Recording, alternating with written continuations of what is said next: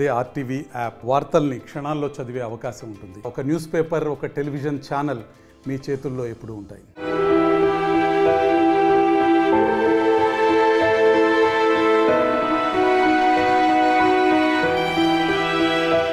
నా పేరు రాచర్ల రాజ్ దశరథ్. నా గ్రామం ఆర్మూర్ మండలం పెరికిట్ గ్రామం. మేము రాష్ట్ర వ్యాప్తంగా ఉన్నటువంటి లిడ్క్యాప్ అయితే చర్మకార ఉత్పత్తిదారుల సంక్షేమ సంఘానికి రాష్ట్ర ప్రధాన కార్యదర్శిని. మరియు లోకల్గా ఉన్నటువంటి ఆర్మూర్లో ఉన్న ఈ తోళ్ల పరిశ్రమ మా యొక్క దశాబ్దాల కళ. నేను యువ కొడుకు స్థాయి నుంచి నా కొడుకు నా అంత అయిన స్థాయికి వచ్చినాం. ఏడేసిన గొంగడ ఆన్నే ఉన్నది. అది ఈ మధ్యలోనే నేను మా అధ్యక్షుల వారు 2-3 సార్లు ఢిల్లీకి పోవడం కానీ, గత గవర్నమెంట్లో ఉన్న టీఆర్ గవర్నమెంట్లో ఉన్న ప్రభుత్వం కలవడం కానీ ద్వారా 80% central government fund, 20% state government fund కలిపి మొత్తం 11 కోట్ల రూపాయలతోని పని ఒక సంవత్సరం కింద చాలా అయింది అంటే అది చాలా అయింది, నడుస్తూనే ఉన్నది. నడక అది కనీసం మాకు కాకుండా మా పిల్లలకైనా వనకొస్తుందా, మేము దాన్ని ఓపెనింగ్ చూస్తామా అనే భయం కూడా మాకు ఉన్నది. కాబట్టి గవర్నమెంట్ మారింది, కొత్త గవర్నమెంట్ వచ్చింది. కొత్తగా ఎన్నికైనటువంటి మా ఎమ్మెల్యే గారైన రాకేష్ రెడ్డి గారిని కలిసి దాని గురించి వివరించడం కూడా జరిగింది. ఒకవేళ ఇది ప్రారంభమైతే కనీసం ప్రత్యక్ష పరోక్షంగా ఒక 2-3 వేల కుటుంబాలు ఈజీగా బతికేస్తాయి ఆ పార్కు కింద. దాంతో ఏం లాభం అంటే మేము ఈ చెప్పులు తయారు చేస్తున్నాము. ఈ చెప్పులు చూస్తే ఈ తయారు చేయడానికి మెటీరియల్ కలకత్తా నుంచి, హైదరాబాద్ నుంచి, నాందేడ్ నుంచి తెప్పించుకోవాల్సి వస్తున్నది. దూర భారం అయితే ఎక్కువవుతున్నది, ట్రాన్స్పోర్టింగ్ ఎక్కువవుతున్నది. తీసుకొచ్చి తీరా తయారు చేసినా కూడా మాకు మార్కెటింగు ఈ కొత్త బ్రాండ్స్ వచ్చి ఈ మార్కెట్ చిన్న చెప్పుల్ని తీసుకోవడానికి మార్కెట్ డౌన్ అయి ఉన్నది. ఇంతకుముందు గవర్నమెంట్లో ఒక 92 ప్రాంతంలో మేము తయారు చేసిన చెప్పుల్ని మున్సిపాలిటీలకు, ఆర్టీసీ వాళ్ళకు, మిలిటరీ వాళ్ళకు సప్లై చేసి మా చెప్పుల్ని వాళ్ళు కొని మార్కెటింగ్ ఇస్తుండ్రి. అప్పుడు 92లో హైదరాబాద్లో ఉన్న లిడ్క్యాప్లో నేను పనిచేసిన పీస్ వర్కర్గా. ఆ తర్వాత చెన్నై పోయి ట్రైనింగ్ చేసుకొచ్చుకొని ఇవన్నీ తయారు చేసి నేర్చుకున్నాము, దుకాణం పెట్టుకున్నాం. ఇంత చేస్తూ కూడా మాకు ఇప్పుడు కనీసం రోజువారీ కూలి కూడా గిట్టుబాటు లేకుండా అవుతున్నది. కాబట్టి ఎమ్మెల్యే గారికి కానీ, మన సీఎం గారికి కానీ నేను ఒకటే విన్నవించుకుంటున్నా, అతి తొందరలో దాన్ని ఆర్మూర్లోనే ఉన్నటువంటి ఉత్పత్తి కేంద్రాన్ని తయారు చేస్తే నాలాంటి వాళ్ళు ఎంతోమంది అక్కడ ఉండి పని చేసుకోవస్తుంది. పని చేసిందని ఇప్పుడు నేను చెప్పినట్టుగా మున్సిపాలిటీ కానీ, కండక్టర్లకు కానీ, వివిధ రంగాలకు గవర్నమెంట్కి సంబంధించిన అటాచ్మెంట్ ఉన్న డిపార్ట్మెంట్లకు ఇస్తే ఏ విధంగానైతే ఈ బతుకమ్మ చీరలంటూ చేనేత కార్మికులకు ఉపాధి ఇస్తున్నారో, చేపల వాళ్ళకు చెరలు ఇస్తున్నారో, దీని ఉద్దేశం ఏంటంటే వాళ్ళ వృత్తులకు ఉపాధి ఇస్తూ, వాళ్ళకు చేయూతనిస్తూ మార్కెటింగ్ కల్పిస్తున్నారు. కాబట్టి అట్లనే ఈ బట్టలు కానీ, చెప్పులు కానీ మంచిగా లేకపోతే ఈరోజు మార్కెట్లో విలువ లేదు మనుషులకు. కాబట్టి ఈ బట్టలకు మీరు విలువ ఇస్తున్నారు, మరి మా మోచి జాతికి సంబంధించినటువంటి ఈ యొక్క ఉత్పత్తి కేంద్రాన్ని ఎందుకు పట్టించుకుంటలేరు?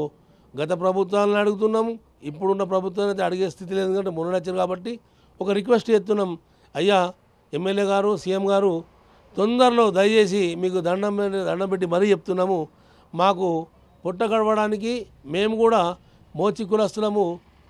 రోడ్డు మీద ఛత్రీలు పెట్టుకొని బతికే స్థాయి నుంచి, ఒకవేళ ఛత్రీ పెట్టుకొని బతికితే కూడా వాళ్ళు ఏం చేస్తున్నారు, మున్సిపాలిటీలు వచ్చి దమ్కిచ్చి లేపేస్తున్నారు. లేవురా కూడా లేపేస్తున్నారు.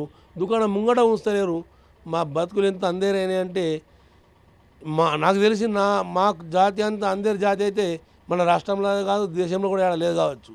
కాబట్టి మాకు ఒక ఉత్పత్తి కేంద్రాన్ని దీన్ని ప్రారంభిస్తే మాకు మెటీరియల్ వాళ్ళు సప్లై చేస్తారు, అక్కడ మిషన్లు పెడతారు. ఆ మిషన్లు మేము వాడుకొని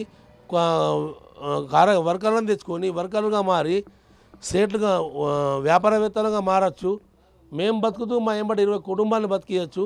ఇలాంటి మంచి ఉపాధి ఇచ్చే సంస్థని, ఒక చెట్టుని నరకకుండా తొందరగా నీళ్ళు పోసి పెంచే ప్రయత్నం చేస్తున్నట్టు చేసి దాన్ని ఓపెనింగ్ చేసి మాకు ఉపాధి కల్పిస్తారని ఆశిస్తూ మా ఎమ్మెల్యే గారికి రాకేష్ రెడ్డి గారికి మా సీఎం రేవంత్ రెడ్డి గారికి మేము మరీ విన్నవించుకుంటున్నాం. అయ్యా కనీసం ఈ మాధ్యమిక ఆర్టీవీ ద్వారా కానీ మీరు ఇప్పటిదాకా చూసి ఉండొచ్చు, వినవచ్చు. మళ్ళొకసారి మీకు జ్ఞాపకం చేస్తున్నాము. దీని ద్వారా మాధ్యమికంగా కానీ మాకు ఉపాధి కల్పిస్తూ మా జాతిని ఆదుకుంటారని ఆశిస్తున్నాను. అయితే ఇప్పుడు బిల్డింగ్ కట్టారు, పని చేయరు, మళ్ళీ కట్టి వదిలేసారు. కొత్త బిల్డింగ్ చెప్పారు, మరి దానిపైన నమ్మకం ఉంది? ఉన్నది. ఇంతకుముందు అది ఒక్కటే ఉండే. ఎందుకోసం అంటే ఫస్ట్ అది కట్టిన తర్వాత ట్రైనింగ్ ఇస్తుండ్రి. అన్న మేము ట్రైనింగ్ ఇచ్చినాము. ఆరుమూరు చుట్టుపక్కల కూడా కొన్ని వందల వేల మందికి ట్రైనింగ్ ఇచ్చినాం. నిజామాబాద్లో కూడా ఇచ్చినాం. నిజామాబాద్లో ఐటీఐ కాలేజీలో నేను ట్రైనింగ్ ఇచ్చినాం. ఇక్కడ రాజారామ మా తమ్ముళ్ళు వాళ్ళందరూ ట్రైనింగ్ ఇచ్చారు. అయితే ఇది ఒక్కటే ఉన్నది కాబట్టి ఒక్కటే సరిపోదు. అసలు ఒక 10 కడతారు, 8 కడతారు. కట్టిన తర్వాత అందులో ఏమొస్తాయి, మేము పని చేసుకుని బతికే వాళ్ళకి మాకు ఇండ్లు ఇస్తారు, నివాస గృహాలు ఇస్తారు, ప్లస్ ఆసుపత్రి, మా పిల్లలకు పాఠశాల, స్కూలు, ఇవి ఇస్తూ మేము ఇప్పుడు మీరు చూస్తున్న బిల్డింగ్ ఉంది కదా, అట్లా క్లస్టర్ కడతారట. క్లస్టర్ కట్టి ఒక్కొక్క క్లస్టర్లో ఒక్కొక్క ఇద్దరికి కేటాయిస్తూ మిషన్లు ఉంటాయి కదా, ఒక పెద్ద దాంట్లో మిషన్లు పెట్టి ఆ మిషన్లు మనం వాడుకుంటూ మేము ఉత్పత్తి పెంచుకొని సప్లై చేసుకొని ఒక మార్కెట్కు ధీటుగా తయారు చేస్తారని చెప్పి ఆలోచన ఉన్నది. అదైతే మాకు చాలా సంతోషమవుతాం, నమ్మకం అయితే ఉన్నది. ఎందుకంటే నేను పెద్ద ఆఫీసర్లతో మాట్లాడినాము. నేను స్టేట్ సెక్రటరీ కాబట్టి ఆఫీసర్లతో మాట్లాడడం. మా ఎండి గారితో అయితే ఆయన ఇప్పుడు ఉంటాడో పోతాడో తెలియదు, ట్రాన్స్ఫర్ అయి ఉండొచ్చు. ఆయన పకేతం ఏమంటాడంటే ఇది ఎస్సీలని ఆడ రాసింది, ఇది ఒకటి మంచిగా చేసినన్న. ఎస్సీలని ఆడ రాసిందంటే ఆయనకి దిమాగ్ ఉన్నట్ట ఎండి గారికి ముంగంటే ఖాయమన్న. ఎస్సీ కార్పొరేషన్తో ఈ మోచి ఈ చెప్పులు కుట్టేటోళ్ళు ఎస్టీలు బీసీలు కుడతారా? మా కులవృత్తి ఇది. కులవృత్తి రాసిన దమ్కి ఏమి ఇస్తాడు, ఇది మోచలకి ఆడ రాసిందని చెప్పి వేరే వాళ్ళ సంబంధికులకు కులస్తులకు ఆ చిన్న జాబులు ఉంటాయి కదా, ఆ జాబులు కూడా మా కులము మాకు కాకుండా మా పిల్లగాళ్ళు చదువుకున్న వాళ్ళు ఉన్నారు, గరీబ్ పిల్లగాళ్ళు ఉన్నారు, వాళ్ళకని అని చెప్పి ఆ నల్లరాజరామన్న మా అధ్యక్షుడు నేను ఇద్దరం కలిసి ఎన్నోసార్లు విన్నవించుకుంటే కాదు అని చెప్పి ఆయన హైదరాబాద్లో నా భూమిని మొత్తం నాశనం పట్టించిండు.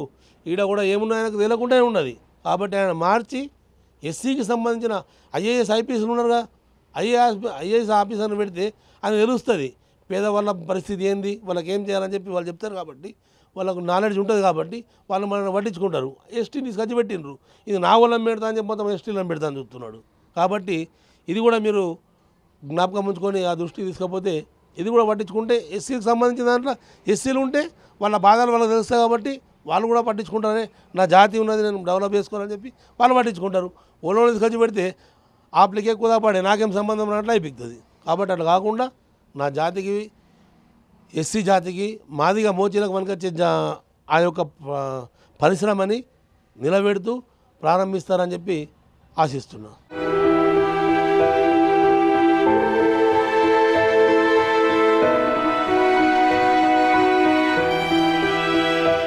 ఆరుమూరు పాత బస్టాండ్లో గత 40 సంవత్సరాల నుంచి రోడ్డు పైన ఉన్నాను. ఎవరు ఆర్థికంగా లేదు. టీఆర్ఎస్ వచ్చింది, ఏమి చేయలేదు. తెలుగుదేశం వచ్చింది, ఏమీ చేయలేదు. నేను ఇప్పటికీ 40 సంవత్సరాల నుంచి నేను ఇక్కడనే ఉండి ఇక్కడనే పని చేసుకుంటూ మరి ఇక్కడనే బతుకుతున్నా. నాకు లోన్ ఇది లేదు, పింఛన్ లేదు, ఇల్లు కిరాయి కొన్నా. ఇల్లు కిరాయి గుండి కూడా నేను ఈ వృత్తి చేసుకొని బతుకుతున్నానంటే ఈ ఏం ప్రభుత్వం అనేది నాకు ఏర్పాటు చేయాలి. మేమే కాదు, నేనే కొనే కాకుండా రోడ్ల మీద ఎంతమంది ఉన్నారు మా మోచి కుల బంధువులు మొత్తానికి అందరికీ సహకారం చేయాలని చెప్పి నేను తెలియజేస్తున్నాను. లెదర్ పార్క్ గురించి, లెదర్ పార్క్ 10 సంవత్సరాల నుంచి అది ఇనాగ్రేషన్ చేస్తే మాండ వెంకటేశ్వరరావు గారు వచ్చి ఇనాగ్రేషన్ చేశారు. అప్పుడు మేము కూడా ఉండి మాండ వెంకటేశ్వరరావుతో సంతోష్ రెడ్డి, మా ఎమ్మెల్యే గారు, సదాశివ్ సర్పంచ్ గారు వీళ్ళందరూ కూడా ఆ రోజు చేశారు. ఆ లెదర్ పార్క్ అట్లనే ఉన్నది. కానీ 6,000 మందికి జీవన ఉపాధి కల్పిస్తుందని చెప్పి ఆనాడు చెప్తున్నా ఇదే మాట, ఈ రోజు కూడా చెప్తున్నా ఇదే. అందులో బ్యాగులు, మరి బెల్ట్లు, మరి చెప్పులు అన్నీ రిపేర్ అన్నీ చేయబడుతు, అన్ని కులాల వాళ్ళకు అన్నిటికీ అందరికీ ఉపయోగపడుతుందని చెప్పి నేను ధన్యవాదాలు చేస్తూ తెలియజేస్తున్నాను. మరిన్ని వీడియోస్ కోసం ఛానల్ ని సబ్స్క్రైబ్ చేయండి, లేటెస్ట్ అప్డేట్స్ కోసం వాట్సాప్ ఛానల్ ని ఫాలో చేయండి అండ్ లింక్ డిస్క్రిప్షన్ లో ఉంది.